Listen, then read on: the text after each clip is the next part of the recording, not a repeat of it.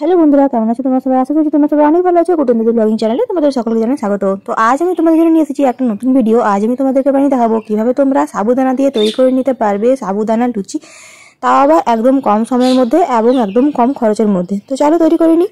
প্রথমে দেখো, এখানে আমি নিয়ে নিয়েছি 1 বাটির মতো সাবু। আর এই সাবুদানাটা আমি ছোট সাবুদানা নিয়েছি, যাতে এটা আমার গুঁড়ো করতে সুবিধা হয়। তো প্রথমে আমি যেটা করব, আমি কিন্তু সাবুগুলোকে একটু রোস্ট করে নেবো গরম তাওয়াতে। এরপর দেখো, এই সাবুগুলোকে আমি খুব ভালোভাবে মিক্সার গ্রাইন্ডারে গুঁড়ো করে নেবো। তো দেখো, এই যে গুঁড়ো করা হয়ে গেছে। এখন আমি যেটা করব, সাবুর যে গুঁড়োটাকে আমি একটা বাটির মধ্যে এখানে নিয়ে নেবো।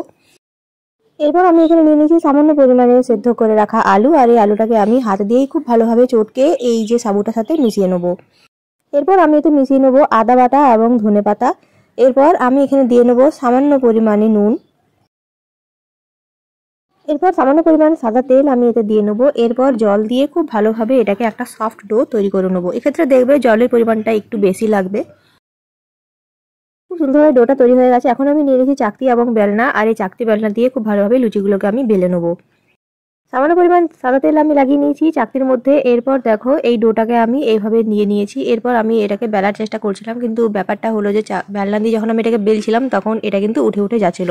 এরপর আমি দেখলাম যে না, এভাবে তো হবে না। যেহেতু আমি এটা প্রথমবার তৈরি করছিলাম, আমার কাছে কোনো আইডিয়া ছিল না, তো তাই আমি ভাবলাম যে একটু আলাদা পদ্ধতিতে করি। তো এখানে দেখো, আমি হাতের মধ্যেও লাগিয়ে নিয়েছি সামান্য পরিমাণ সাদা তেল। এরপর আমি এটাকে একটু চেপে চেপে নিচ্ছিলাম। এই যে দেখো, কিছুটা এইভাবে সাইডটা কিন্তু ফেটে ফেটে যাচ্ছিলো। এখন আমি যেটা করেছিলাম, ছোট্ট একটা বাটিকে নিয়ে খুব ভালোভাবে আমি দেখো বাটিটাকে এভাবে চেপে নিয়েছিলাম, যাতে এটা গোল আকৃতির হয়। এরপর সাইডের যে সাবুগুলো ছিল, সেই এক্সট্রা সাবুগুলোকে আমি তুলে নিয়েছিলাম। এরপর দেখো, খুব সুন্দরভাবে লুচিটা তৈরি হয়ে গেছে। এখন এটাকে ওঠাতে অনেকটা পরিশ্রম করতে হবে বলে আমি একটা ছুরির সাহায্যে এটাকে আমি উঠিয়ে গরম তেলের মধ্যে দিয়ে নিলাম। এরপর আমি যেটা করব, দুপাশটাকে খুব ভালো করে একটু ভেজে নেবো। আর এটা কিন্তু খুব একটা যে বেশি ফুলবে সেটা কিন্তু হবে না, একদমই এটা কম ফুলবে। দুটো সাইড খুব ভালো করে আমি ভেজে নিয়েছি, দেখতেই পাচ্ছ। এই দেখো, একটা লুচি আমার তৈরি হয়ে গেছে। আর বাকি লুচিগুলোকে আমি এভাবেই তৈরি করে নেবো।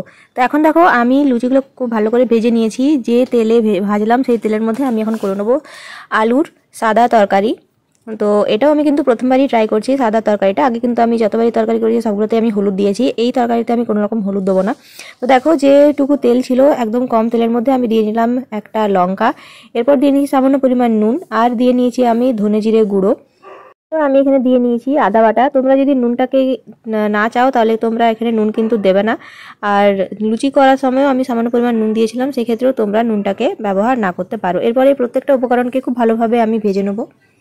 এখন দেখো, আমি এখানে দিয়ে নিয়েছি আগে থেকে সেদ্ধ করে রাখা আলুটাকে সেদ্ধ করে রেখে আমি খুব ভালোভাবে এটাকে ছোট ছোট করে পিস করে নিয়েছিলাম। এরপর দেখো, খুব ভালোভাবে আমি আলুটাকে ভেজে নেবো। দিয়ে নিয়েছি এখানে আমি এখন 1 চামচের মতো গোটা জিরে। এরপর এই গোটা জিরেটা দিয়ে খুব ভালোভাবে আলুটাকে আমি ভেজে নেবো। এখন দেখো, আমি এখানে ছড়িয়ে নিয়েছি ওপর থেকে কিছুটা পরিমাণে ভাজা বাদাম। আর ভাজা বাদামটাকে খুব ভালো করে আমি গুঁড়ো করে নিয়েছি, সেটা আমি এখন এই আলু তরকারির উপরে ছড়িয়ে নিয়েছি। এখন দেখো, আমি এখানে দিয়ে নিয়েছি দুটো টমেটোকে খুব ছোট ছোট করে কুচি কুচি করে কেটে নিয়েছি, সেটা আমি এখন মিশিয়ে দেবো। আর মিশিয়ে নিলাম কিছুটা পরিমাণ ধনেপাতা। কিছুক্ষণ নাড়াচাড়া করার পর আমি এখানে মিশিয়ে নিলাম 1 কাপের মতো জল। এরপর ওপর থেকে কিছুটা পরিমাণ ধনেপাতা ছড়িয়ে দিয়েছি। এখন আমি এটাকে ঢাকা দিয়ে রেখে দেবো প্রায় 10 মিনিটের জন্য। 10 মিনিট পর কিন্তু তরকারিটা একদম সুন্দরভাবে তৈরি হয়ে যাবে।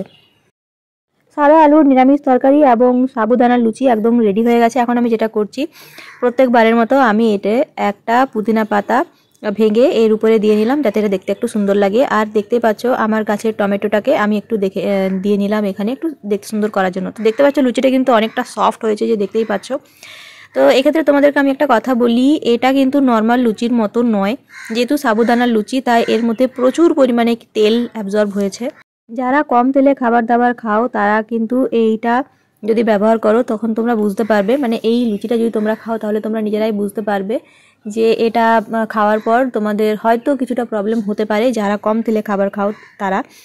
যেহেতু আমি যে কোনো জিনিসই কম তেলে ব্যবহার করি, তাই জন্য আমি বুঝতে পেরেছি খুব ভালোভাবেই যে এটা কিন্তু অনেক বেশি পরিমাণে তেলটাকে টানে। আর তেলটা টানার পর এটা যে থালার মধ্যে আমি রেখেছিলাম, সেই থালাটাও কিন্তু একদম তেলে চপচপে হয়ে গেছিলো। তো আজকে আমার রেসিপি তোমাদের কেমন লাগলো তোমরা কিন্তু আমাকে অবশ্যই কমেন্ট করে জানিও। ভিডিওটা ভালো লাগলে চ্যানেলটিকে লাইক, সাবস্ক্রাইব, শেয়ার করতে একদম ভুলো না। সবাই খুব ভালো থেকো, সুস্থ থেকো। খুব তাড়াতাড়ি দেখা হবে তোমাদের সাথে একটা পরের ভিডিও নিয়ে। ভিডিওটা শেষ পর্যন্ত দেখার জন্য তোমাদের সকলকে জানাই অসংখ্য ধন্যবাদ।